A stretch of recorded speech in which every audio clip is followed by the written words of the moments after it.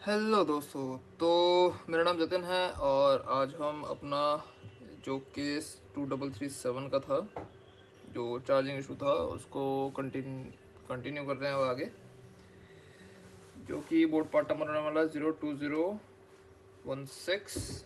Issue starting में ये था, इसमें चार्जिंग का जो डेटा क्लॉक था, डेटा क्लॉक में से एक जो डेटा की लाइन थी या क्लॉक की लाइन, मेरे को ढंग से याद नहीं आ रही, वो सीपीयू में वो एक डेड थी। तो हमने इसका सीपीयू आउट किया था। सीपीयू आउट करने के बाद वो ठीक हो गई थी और सीपीयू के एंड से वो लाइन शॉर्टेड थी, मतलब 4 ohms टू ग्राउंड उसमें भी आ रही थी और पहले भी 4 ohms टू ग्राउंड ही आ रही थी। तो क्लाइंट ने इसमें क्या करा है,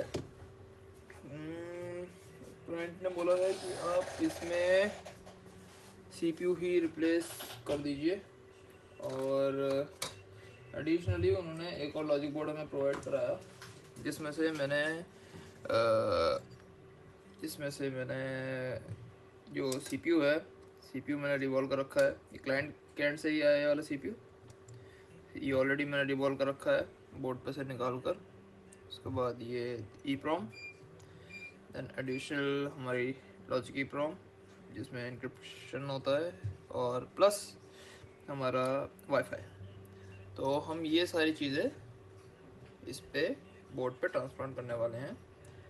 उसके बाद चेक करेंगे क्या डेटा लाइन हमारी ठीक होती हैं या नहीं होती। बट उससे पहले हम इसको कंप्लीट करेंगे।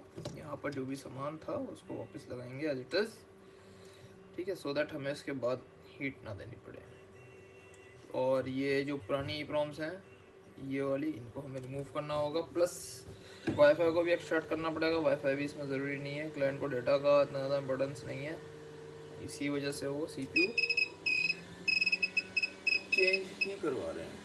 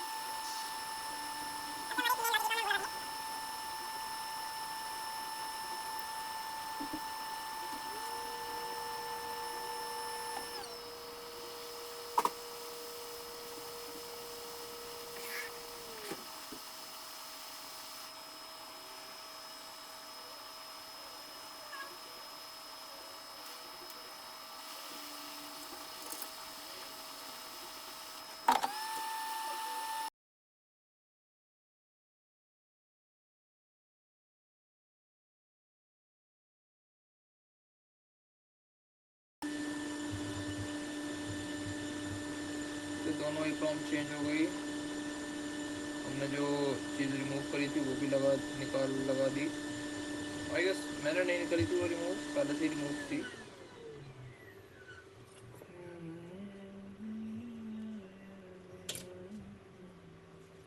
अब नेक्स्ट स्टेप जो होगा इसमें, वो होगा हमारा वाईफाई।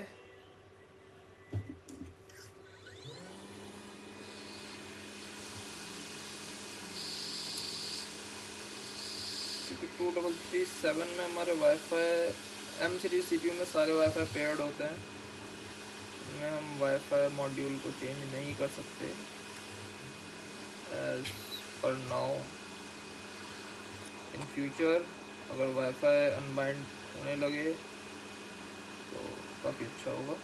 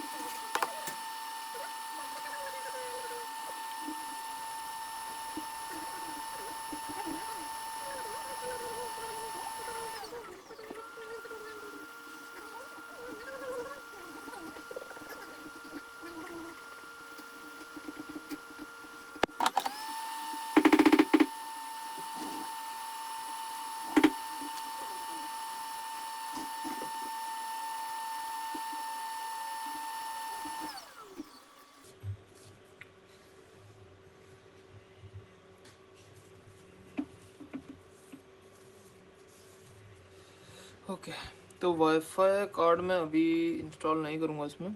वाईफाई में लगाऊंगा जब इस पर CPU 20 वोल्ट्स पास कर देगा तब वाईफाई लगाऊंगा, क्योंकि हो सकता है कस्टमर का CPU वर्किंग ना हो, क्योंकि ऑलरेडी डेड बोर्ड में से निकाला है CPU।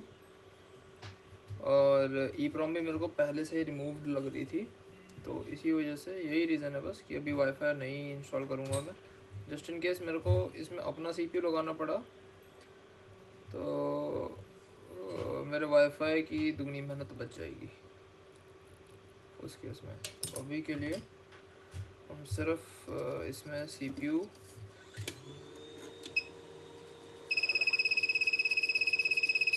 इंस्टॉल करेंगे और चेक करेंगे 20 वोल्ट्स पास हो रहे हैं या नहीं हो रहे, क्योंकि 20 वोल्ट्स पास होंगे तभी हम इसमें आगे काम करेंगे, क्योंकि बोर्ड हमारा ओके था ऑलरेडी।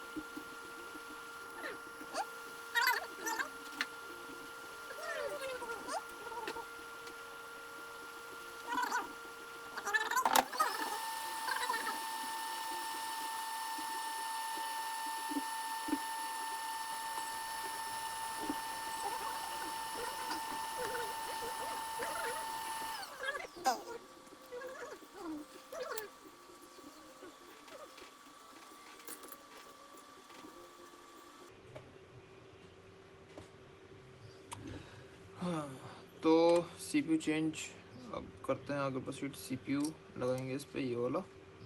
ओके, ये भी रेडी हो गया है। हमने वाईफाई के लिए भी इसको रेडी कर दिया, वाईफाई निकाल लिया इसका, प्लस EEPROM लगा दी हैं। और आपका जो डेटा ट्रांसफ़र करने वाली LS कह सकते हैं उनको, LS भी लगा दी गई हैं। अब आगे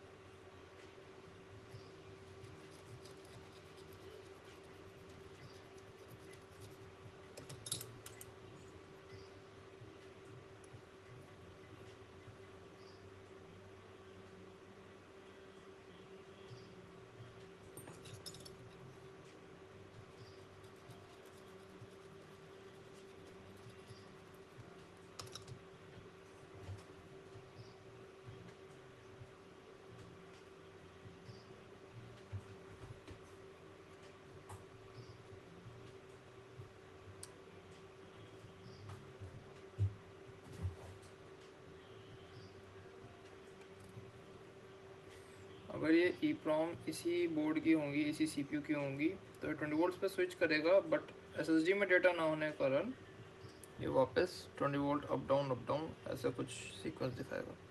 तो उसको BGA पे जल्दी से सेट करके लाता हूँ, उसके बाद पावर लगाएंगे इसमें।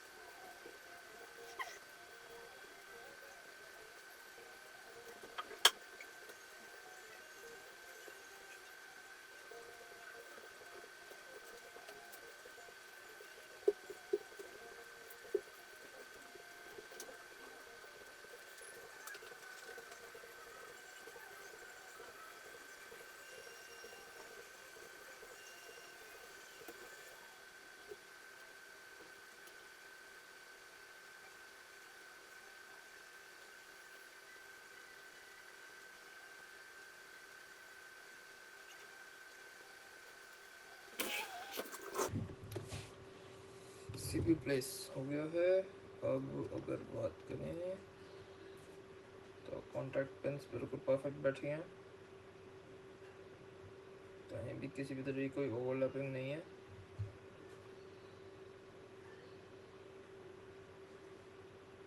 ये क्या है,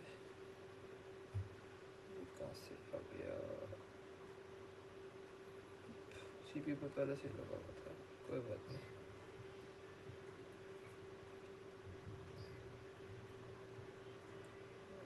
SK Hynix की रैम थी इसके ऊपर। बेसिक पावर सप्लाई सारी चेक कर लेते हैं एक बार फटाफट से।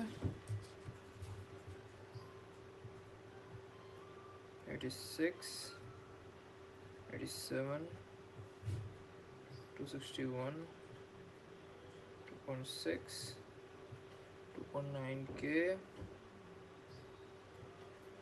206 main VCC core, 15 ohms to ground, ठीक है। 15, ये भी 15 ही आएगी। Graphics 16 ohms to ground. Let's check VRAM। Okay okay, ठीक है। 2.1, 6.2, 0 ohms। अच्छा ये टच हो गया था मुझसे, ठीक है। कैपेसिटर पे टच हो गया था गलती से, बट 2.6 की आ रही है, परफेक्ट। अब जो पहले हमारी 4 ohms टू ग्राउंड की वैल्यू आ रही थी उसको भी चेक कर लेते हैं। इसमें वो इशू नहीं होना चाहिए।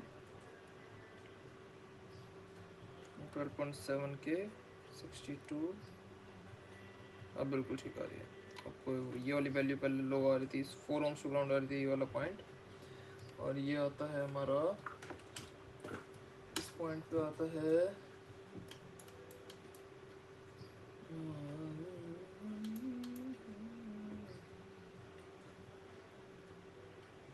हाँ HD आता है, डेटा आता है। क्लॉक ठीक था, हमारा डेटा शॉर्टेड था। ओके, तो पावर प्लग इन करते हैं। अभी वायरलेस नहीं लगाया हमने, बट पावर प्लग इन कर सकते हैं।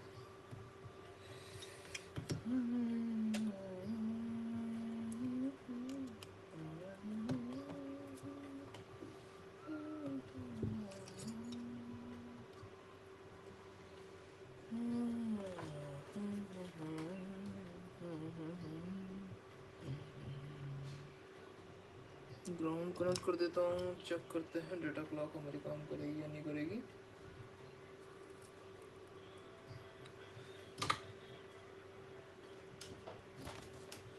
बैटरी के SDSCL काम करेंगे या नहीं करेंगे वो चेक करते हैं सीधा इस पॉइंट पे।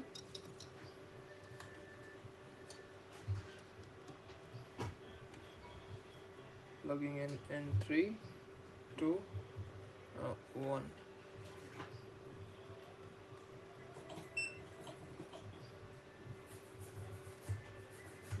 और DFU मोड टाइप में है।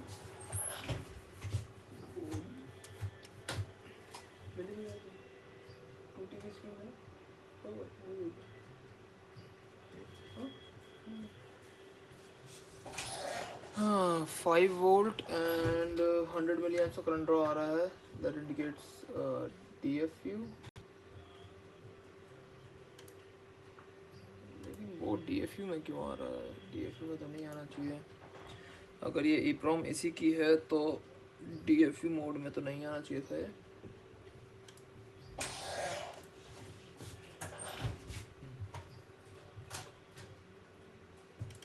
करंट रोल दिखाता हूँ आपको।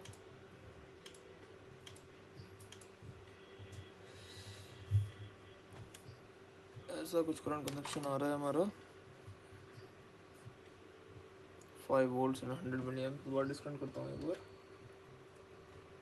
दोबारा कनेक्ट किया तो 5 वोल्ट्स 100 मिली एम्प्स अप फिर डाउन हो गया और करंट लोड स्टेबल है हमारा। इंडिकेशन तो हमारा DFE की तरफ ही है, बट एक बार रिस्टोर करके देखते हैं। अगर EEPROM इनकी ठीक होगी तो मोस्ट प्रोबेबली हमारा सक्सेस हो जाएगा। ये कोई ऐसा इशू नहीं आना चाहिए।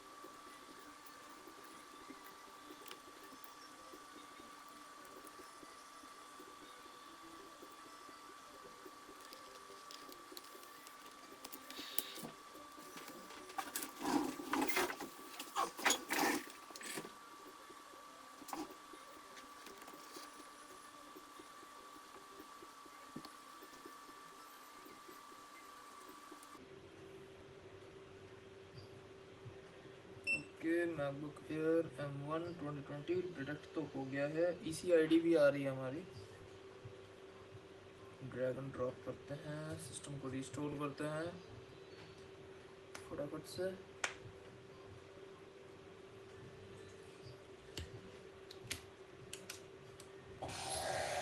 ओके, मैं बैटरी के ऊपर डेटा एंड क्लॉक चेक करता हूँ।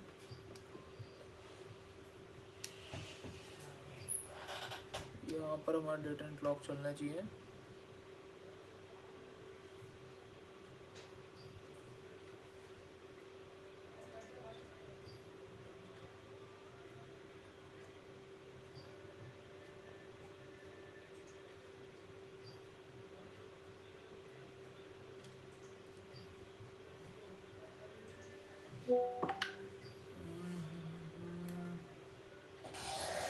Expected recovery probably falls into DFE mode externally.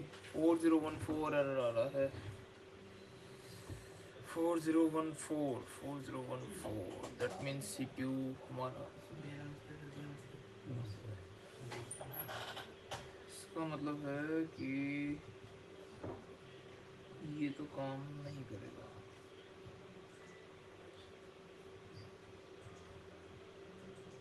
5 volt 00 है। एक बार और ट्राई करते हैं रिस्टोर करने के लिए।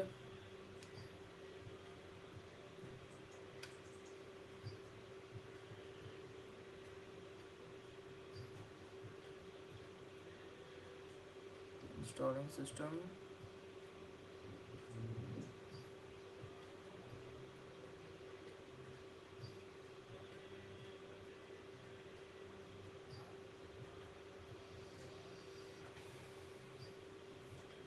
डेटा एंड क्लॉक काम करना स्टार्ट कर दिया है।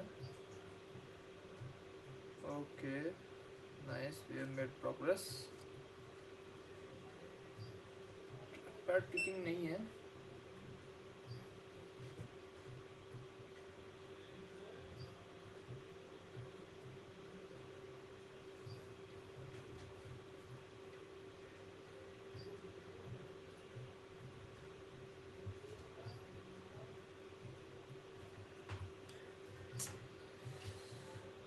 इंस्टॉलिंग सिस्टम स्टार्ट तो हो गया है, डेटा एंड क्लॉक काम तो कर रहे हैं, बट आई गेस इसको सिस्टम नहीं मिल पा रहा है बिकॉज करंट लोड में 5 वोल्ट 00 मिली एम्प्स आ रहा है।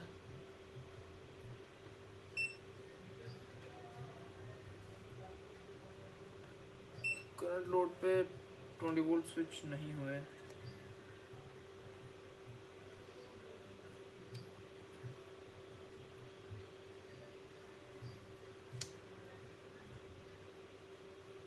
दैट मींस सीपीयू रिस्पॉन्ड तो कर रहा है। अब देखते हैं क्या रहेगा। We have no backlight, 20 volts पे स्विच नहीं हुआ अभी तक, और आई गेस ये बैटरी एंड पे चल रहा है अभी।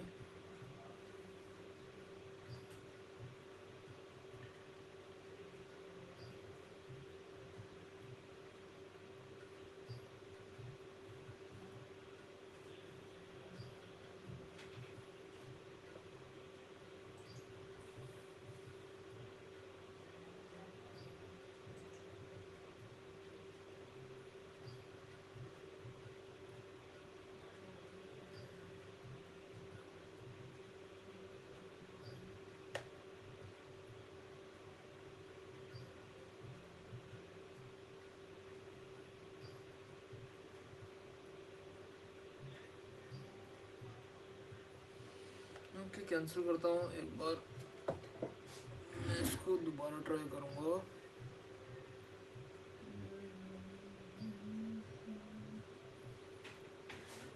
एक्सटर्नली पावर कनेक्ट करके।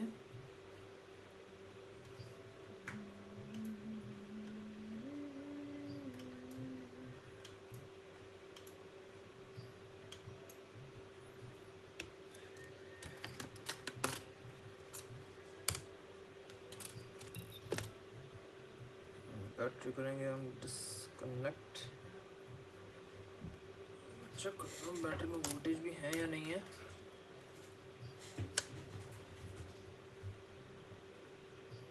बैटरी में वोल्टेज कितने हैं? 5 वोल्ट 5 डिवीजन पकड़ा, 9.8, और बैटरी की रेटिंग है 11.39, मतलब बैटरी भी इसकी डिस्चार्ज है। मोस्ट प्रोबेबली ये रीज़न हो सकता है फेल रिस्टोर का। फिर भी हम एक बार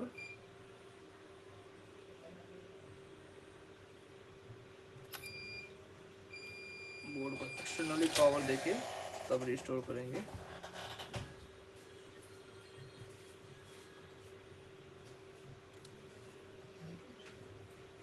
कुछ नहीं आया मालिक, डिस्प्ले नो डिस्प्ले हो गए तो मामला गड़बड़ तो नहीं है, बताओ मुझे।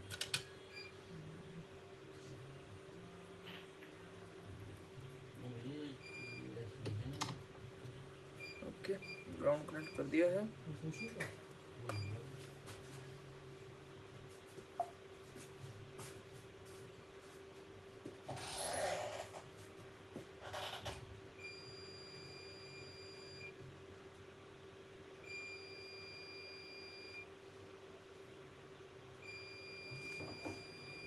ओके,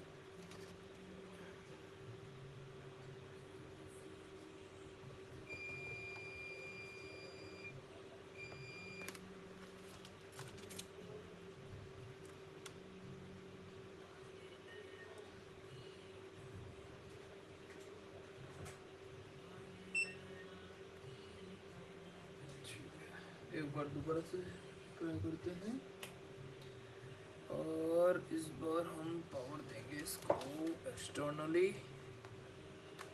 पी बस कितनी बन रही है? 12.4 बन रही है। Will generate around 12.9।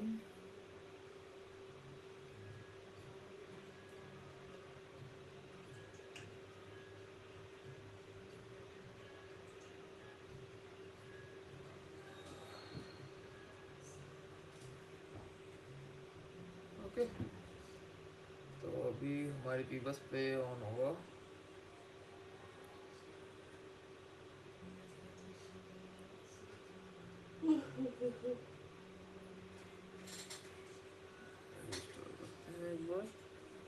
पास से।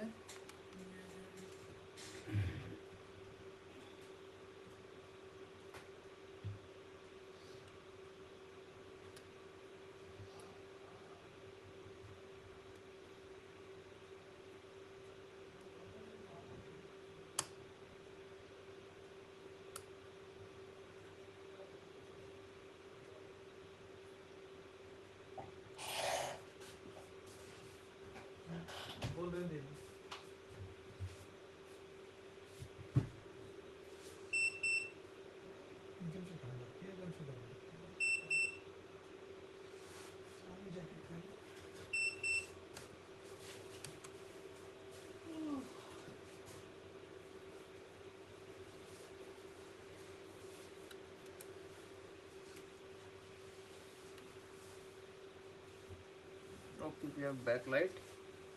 और अब मैंने एक्सटर्नल वोल्टेज दे रखे हैं, तो मैं आपको बताता हूँ कि करंट लोड में भी वेरिएशन है। ये तो नहीं आएगा यहाँ पर कुछ भी, बट अगर मैं डीसी पावर सप्लाई पाऊँगा तो मैंने एक्सटर्नली 13 वोल्ट दे रखे हैं और we can see there is a variation.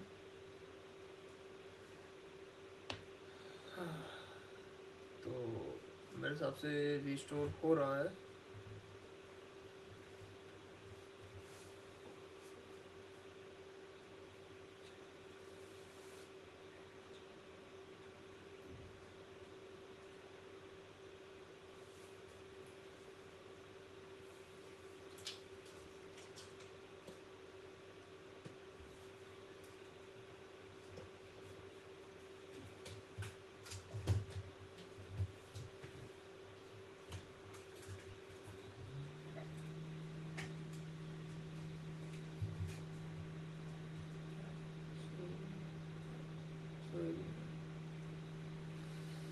Okay, इस पार्ट को मैं थोड़ा फास्ट फॉरवर्ड कर दूंगा, बट सिस्टम अभी रिस्टोर हो रहा है और बैकलाइट भी प्रेजेंट है। दैट मीन्स एप्पल लोगों के आगे भी इसमें काम हो रहा है, सारी चीज़ें चल रही हैं।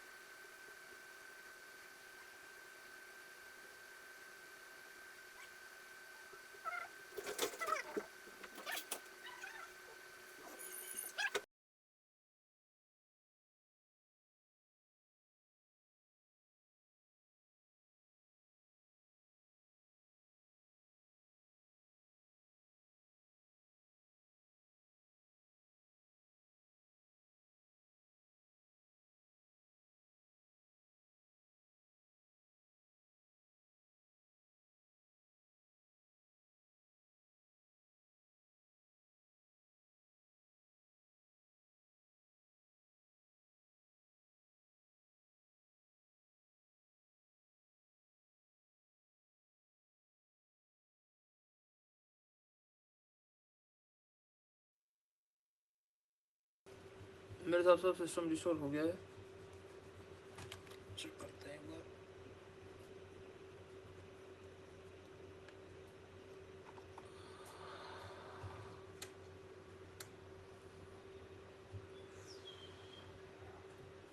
बंद कर देते हैं और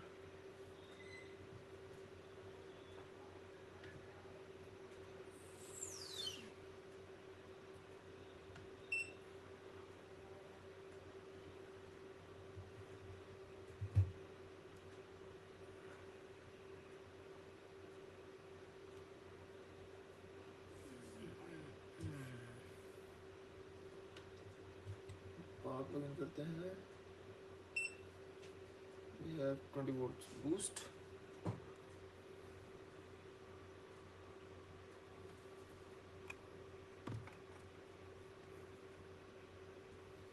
ओके, बैकलाइट है यार, स्क्रीन खराब है क्लाइंट की।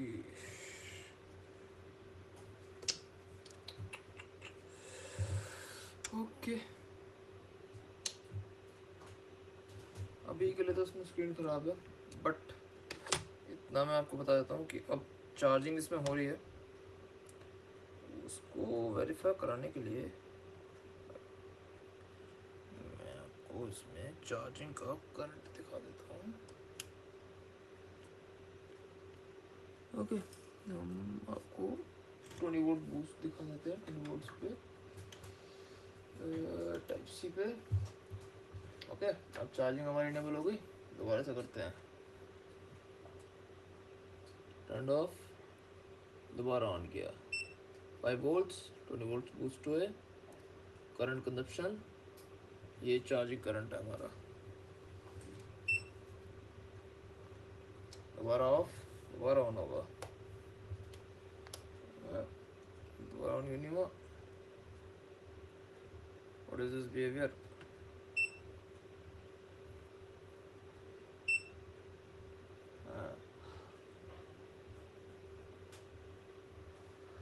तो 2 एम्स के अराउंड ले रहा है। ओके, 2.1, 2.2, 2.1। ये जो भी करंट कंजप्शन है ये आपका चार्जिंग का है टोटली। उसमें कोई भी सीपीयू, इसमें सीपीयू वर्किंग है, बट 200-300 मिली एम्प से ऊपर का सीपीयू लोड नहीं लेता, जो कि इनिशियल इशू था इसमें चार्जिंग से रिलेटेड का। चार्जिंग में डेटा क्लॉक काम नहीं कर रहे थे, जिसकी वजह से बैटरी डिटेक्ट नहीं हो रही थी। एंड हमारा जो डेटा एंड क्लॉक आपको कभी बैटरी एंड पे चेक करने हो तो ये जो क्लिप होती है इसको हटाकर यहाँ पर 2 पॉइंट्स दे रखे हैं आपके।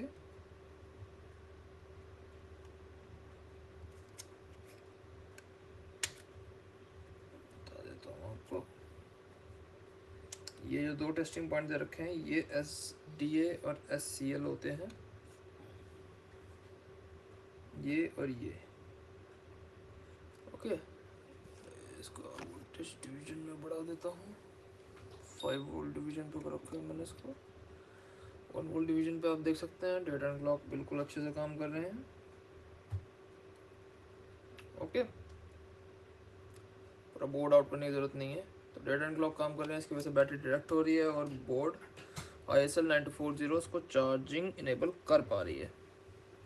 तो जो इनिशियली प्रॉब्लम थी वो हमारी रिजॉल्व हो गई है।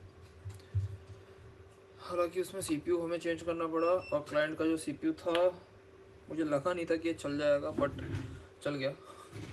क्योंकि जो बिहेवियर M1 CPU को करना चाहिए था वो बिहेवियर तो नहीं करा इसने, सीधा DFU में इसने दिखाया मेरे को। बट DFU से रिस्टोर हो गया, वो भी बहुत बड़ी बात है। ओके, जनरली ऐसे जब डायरेक्ट DFU में चला जाए बोर्ड तो जनरली वो आपका रिस्टोर होता नहीं है इतनी आसानी से, एटलीस्ट तो नहीं होता। बट क्लाइंट की किस्मत अच्छी है, तो उन्होंने दूसरा बोर्ड दिया, वो भी एक्टिव हो गया, वो भी बहुत बड़ी बात है। तो अभी के लिए तो मैं इतना ही रखता हूँ वीडियो को। आई होप आपको इससे कुछ अच्छा सीखने को मिला है।